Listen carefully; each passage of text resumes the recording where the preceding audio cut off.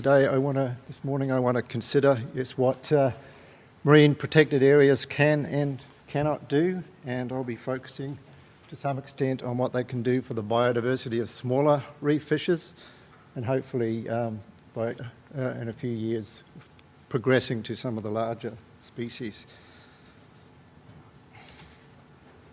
This topic actually gives me an opportunity to talk a little bit about a number of collaborative projects we've had going in Papua New Guinea, Australia's nearest neighbour to the north. Okay, if we look at just globally the proliferation of marine protected areas over the last 30 years, you can see the sort of development has been truly astonishing. Back in the 70s, there was just in the order of a few hundred MPAs, but that went up in leaps and bounds every decade or so. And today it's actually very hard to put a figure on the number of protected areas. Many of these are just paper parks. There's sort of varying degrees of compliance. But it's pretty clear that the world is really embracing this as a way to go with regard to marine conservation. If you think of it globally, still less than 0.5% of the world's oceans are in marine protected areas. So I suppose at that level, if we're going this way, there's still plenty of work to be done establishing marine protected areas. The Great Barrier Reef might be seen as a bit of a model because now we have 33% of the reef in green zones, no-take areas, and coral reefs around the world are increasingly pretty well protected. Marine protected areas, the fervour for creating lots of marine parks actually comes, I think, from the many claims and the many expectations that we can have from protected areas. Most of you will know that they do tend to get established for two main reasons. Firstly, as harvest refugia, places where we don't fish for the purpose of trying to increase the fish stocks within boundaries, provide adult spillover to fished areas, and to provide a source of recruits or a recruitment subsidy to the adjacent fisheries. They also established as biodiversity conservation tools, mainly in Australia, that there has been that approach. The idea to maximise the representation of species, getting some sort of protection in the marine environment, to protect threatened species and habitats, and also to provide resilience to habitat degradation. There, I've said the word resilience. I think I owe somebody a beer for that. Following, I guess, the establishment of so many marine protected areas, there's been this groundswell of scientific study. If you look at the number of publications that come out every year on MPAs, you'll see that it's just going up like this. There's just a huge amount of work being done studying MPAs, and you would think that by now that we would have a really good idea about how marine protected areas operate with regard to the biology of the species. But unfortunately, it's such a difficult problem, we haven't got to that complete level of understanding. For example, if I go back to that list, I think it's pretty clear now that we know that fish populations will increase inside the boundaries of MPAs. I don't think we need another study to show that fish populations increase in protected areas. They tend to. Some nice studies that there is adult spillover, but actually to date very little information to suggest that MPAs categorically act as a source to adjacent fisheries, because nobody's been able to trace the juveniles or the larvae out of a green zone into a blue zone. We know we can represent a lot of species and habitats inside protected areas, but whether or not they truly act to reduce the declining abundance of species inside MPAs, whether or not they would stop a species going extinct through some process, we still don't have a lot of information on that issue. So what I'm going to be talking about today is really my attempt to fill some of these gaps along with my colleagues. The first question will be, are most fish populations in typical MPAs actually protected? So I'll mention a little bit about the exploited species, which you'd expect would work. I think we know the answer to that question. But what about all the other species that we don't eat? Are they truly being protected by establishing a green zone and stopping people going in there fishing? And the second question will be, are fish populations in typical MPAs self-recruiting? Do they have the ability to sustain themselves, or do they export larvae, and if so, how far? We're finally, I think it's been such a difficult problem, but we're finally getting some techniques to work out whether or not they can truly act as sanctuaries for threatened species. Can they help sustain local fisheries? Who benefits? So the first study is a collaborative venture looking at some local marine management areas in Kimby Bay, Papua New Guinea, with a bunch of people helping me out there. We've been looking at the system for over 10 years now. Let me just parachute you into my study area. We have Kimby Bay on the northern side of New Britain. Kimby Bay is a volcano-lined bay with a lot of high diversity fringing coral reefs around the edge, and the area I'm going to be talking about is here. In the inner part of the bay, there is a fair amount of fishing here. There is also the threat of deforestation and oil palm plantations in this area. Here are the study sites. So we've been monitoring 4 no-take areas and 4 areas that have been open to fishing, and we've been doing this now for 10 years. We were lucky enough to be involved with the establishment of these MPAs, and we were monitoring there for several years before, and now about 7 years since these were established. Just fairly usual techniques of laying down transect lines and counting fish and surveying corals and pretty much counting everything that we could possibly identify to get an idea of what's the health of the fish populations and coral in this area. And this is the sort of thing that we wanted to see. So this is a little surgeonfish in this area. They tend to eat a lot of the surgeonfish from the reef flats. And the numbers of these started out similar in our fished and open areas. But you can see fairly quickly on, this started to work. The numbers of this thing were building up inside the MPAs. And that's the kind of result that you're hoping to get, a build-up of the breeding populations of exploited species in this area. It is a herbivore or a detritivore at least, so it might be functionally important as well. And another surgeonfish, we got the same sort of thing. I don't know really what happened here. I think I had malaria or I couldn't see the stripes. But at least in the longer term, there has been a 4 to 5 times increase in the species relative to the open areas. And the story goes on, but then it stops. This is another surgeonfish where we've sort of seen the pattern. Now, we might have expected bigger increases for some of these species. There could be better compliance in this area, but at least some of the species have been responding. But that's where it stops. Only about 6 of 87 fish species actually increased in the MPAs. Some of these weren't eaten, so I couldn't really understand the mechanism. So, in fact, the MPAs haven't really been the story of what's going on to the coral reef habitats in this area. What we noticed was that coral, when we first started going there, coral covers declined. I'm talking about branching corals from about 70% when we started to 2002, where it reached its lowest of about less than 10%. And this was happening in the open areas. It was happening in the MPAs. We think it was due to 3 successive episodes of coral bleaching and also the continual problem of deforestation, sediment runoff, and so on. And we noticed also that fish species richness was declining in the same way and reached the same bottom during this period. And there were a number of local extinctions, both inside the MPAs and outside, that we attribute to that decline in coral. Something like 75% of the species actually declined, and 50% of them declined by over half. So there was a serious problem going on for the fish here. And this is a typical pattern. Mercifully, there has now been recovery in this area, but basically the large proportion of reef fishes, both in the open and MPAs, were declining through to about this period, and then they've started to increase again. Another one there just to show you the pattern. It's pretty much following the nature of the coral reef habitat.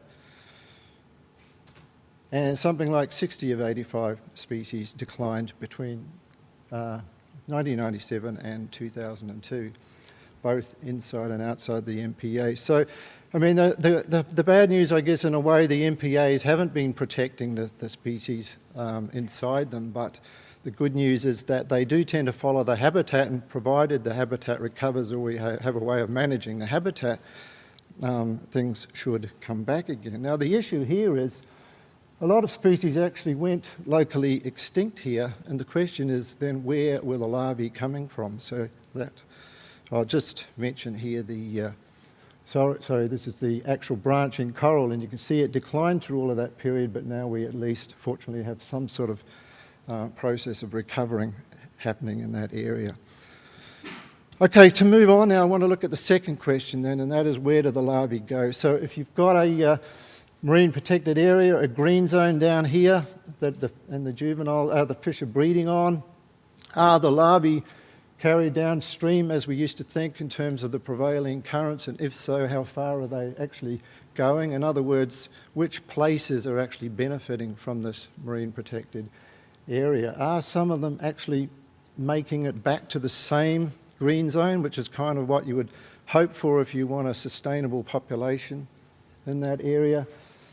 Are a certain number of them actually just making it over to the adjacent reefs, and so providing some local benefit to the fishery?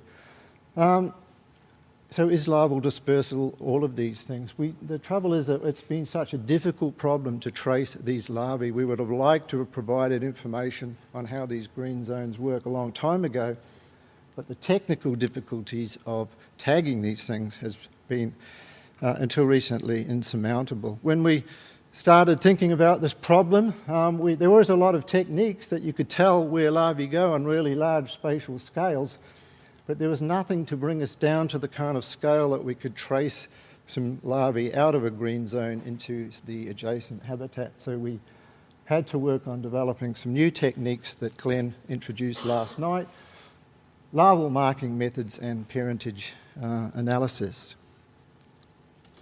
And I'll illustrate what we found with a series of case studies. This is going back to Kimby Bay. This is a place where we've been marking a clownfish and using also parentage analysis just to figure out from a population how many of them are self-recruiting and hopefully get some sort of ideas of connectivity.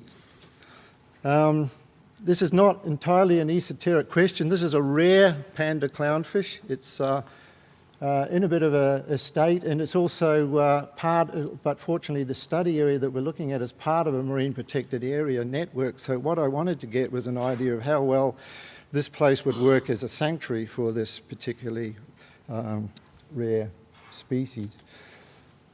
A bit of background biology: it's sort of restricted to the sand flat and a very isolated population. There's a male and a female breeding. They lay their eggs on a little bit of coral next to the anemone. We were able to encourage them to lay on some things that we could introduce to our little marking chamber here. And so using a tetracycline solution, in this case, we were able to mark the juveniles through a fluorescent mark on their otoliths. We're also able to fin clip the adults to type the DNA of the adults, so we're able to find juveniles and see which reproductive pair they came from. They hatch as pretty well developed larvae, but they're out in the planktonic environment for about 10 to 12 days, so plenty of time to go a long way away from the population. But that is not what we found. What we found was that within this sort of area, which is within a green zone, we found about 30% of the recruits were locally spawned. So they had these marks. They came from parents from within that population. The other 70% came from somewhere else. We don't know where, because we haven't been able to find significant populations of this species in the bay. They're sparsely distributed along there. But this seems like a very good arrangement. There's a lot of self-recruitment, enough to keep the population going. To some extent, it could also benefit from recruitment coming in from another place. The paternity analysis confirmed that story, and the neat thing about paternity analysis is it actually allows you to say exactly where larvae have settled in relation to where they were born, and you can put an exact dispersal distance. So there were 5 small subpopulations in here, and you can see there is a fair bit of exchange between them. Some of these juveniles were actually coming back to the same tiny little subpopulation that their parents were found in, and on, actually in this case, 2 examples where they settled on the same anemone as their parents, but that is a very rare phenomenon. At another location in New Guinea, we found a place where there were 5 subpopulations of this species, and one of them is nominally a green zone, although it's not particularly well, there's not a huge amount of compliance there, but for the first time here we've been able to track the connectivity between these adjacent populations. And this one here, which is Motapuri Island in Bootless Bay, you can see this green zone is sort of self-recruiting a bit. It's got the ability to keep itself going, but it's also connected to pretty much all these other subpopulations in that bay. As far as I can tell, this is the first example of tracing a larval fish out of a green zone into a place where it could be collected. You will note here that there's a huge amount of recruitment also coming in from the outside, so this little metapopulation here is not separate from the rest of the populations in that area.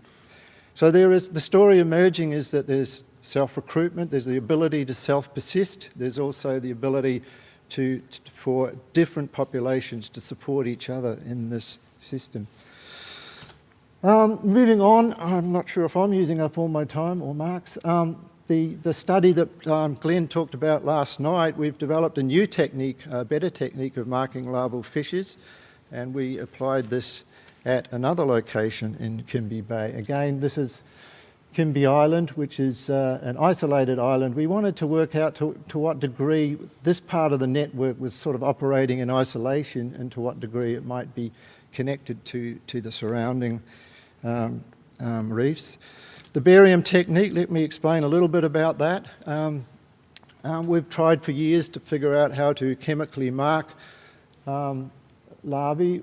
We tried immersing eggs in all sorts of things and it never worked, and then we finally realised that the core of the otolith of the juveniles, the material that is used to make that, actually comes from the mother. And so we changed our tack. We found that introducing trace amounts of rare, stable isotopes into the female, she would maternally transmit them into the otoliths of the juveniles, and we could find that using our ICP-MS mass spec machines. It's a safe, reliable way for mass marking, and it works not just for things that lay their eggs on the bottom, but for all fishes, both the pelagic spawning ones as well.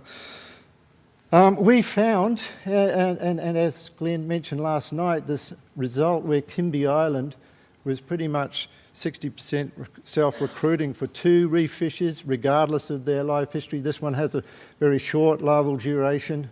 This one has a very long one.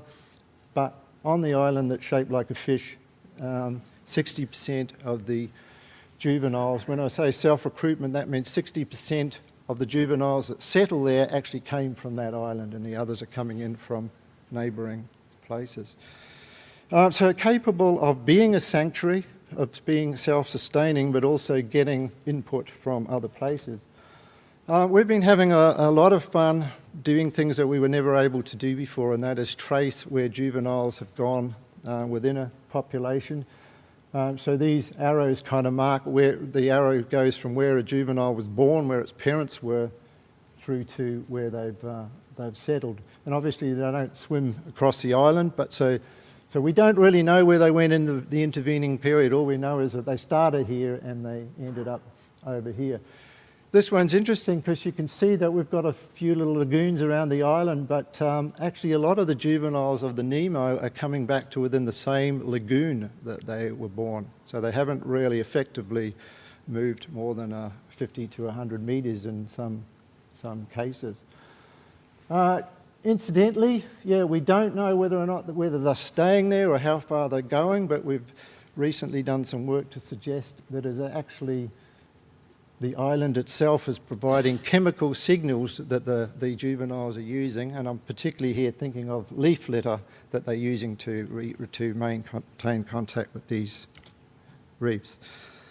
On the larger scale picture, we've been able to establish for the first time trace larvae over distances of 20 to 30 kilometres. So we now have the impression that these MPAs, for example, which were established without particularly any information on connectivity, but they work really well. We are finding movement of juveniles across those distances. One thing Glenn didn't say last night, we can actually put a percentage on how important Kimby Island is to these other locations. And for example, Kimby Island explains 6% of the recruitment of the species here, 12% of the recruitment here, and 5% over here. So it seems like the connectivity is providing a significant input to these other places, and the possibility now is that you do really have a resilient network in that region. At the moment, we're madly trying to study all these other populations so we can put the two-way arrows on that arrangement. So yeah, just to sum up and try and bring those two stories together, certainly MPAs can protect most fish species, but alone I don't think they can protect biodiversity. I think that MPAs, biodiversity protection, will require a holistic approach of maintaining habitat quality, and MPAs will really be just part of that story. Certainly in PNG, the problem of deforestation and oil palm is something else that needs to be managed in relation to these places. The good news here is that I do think that what we're finding out about the larval dispersal is kind of suggesting that MPAs can be recruiting sanctuaries. They can look after themselves to an extent, and they can also act as sources of larvae for fish and other MPAs, which is what we always kind of hoped. And just to finish up, where do we go next? In 2 weeks' time, I think 3 weeks' time, with the support of MetSurf and Gabrumpa, we're taking this approach to the Keppel Islands to see whether or not the green zones are, in terms of coral trout at least, providing juveniles to adjacent blue zones. We kind of know they work in terms of a build-up of adult numbers of coral trout, but we don't know where the larvae from those coral trout end up. And hopefully next year I'll be able to report on the results of that study.